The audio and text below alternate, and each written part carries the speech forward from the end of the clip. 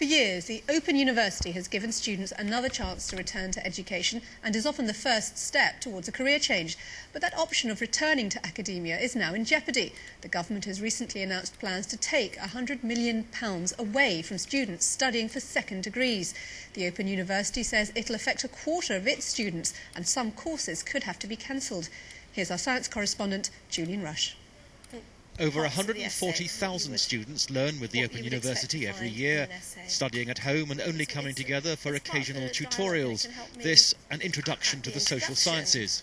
So what I'd like you to do is break into pairs. Many part-time students are taking second degrees, but the government now plans to take £100 million of teaching funds away from them to focus the cash on students getting their first degrees.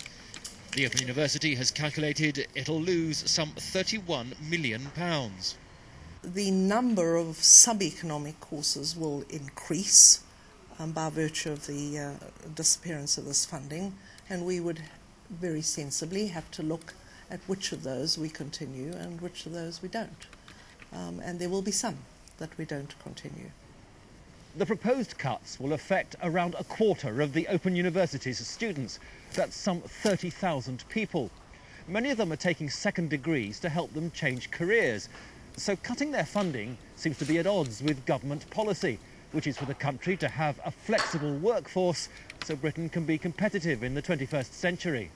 What it does say is that part-time students, most of them who are in work, who are actually looking for new opportunities, often mums returning to the workforce, it says to all of those, unless you can afford to reskill yourself, we don't want to know.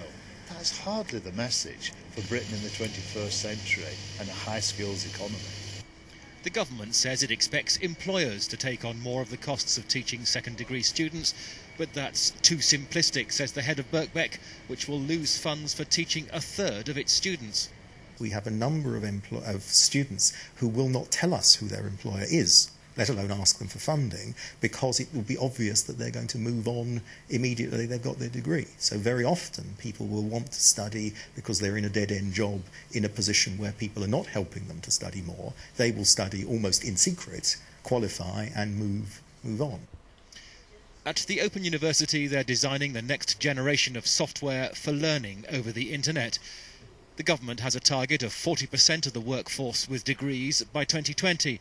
Many in the universities suspect the funding changes are a way to bump those numbers up. Did I take up way too much time?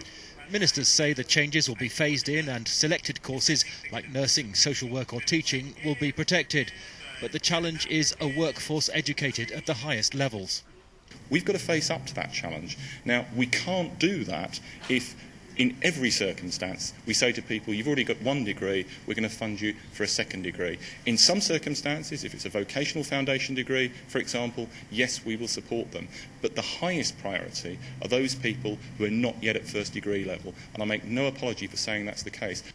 Though it's not just the Open University that's affected, it is where the irony is greatest. I believe a properly planned University of the Air could make an immeasurable contribution to the cultural life of our country.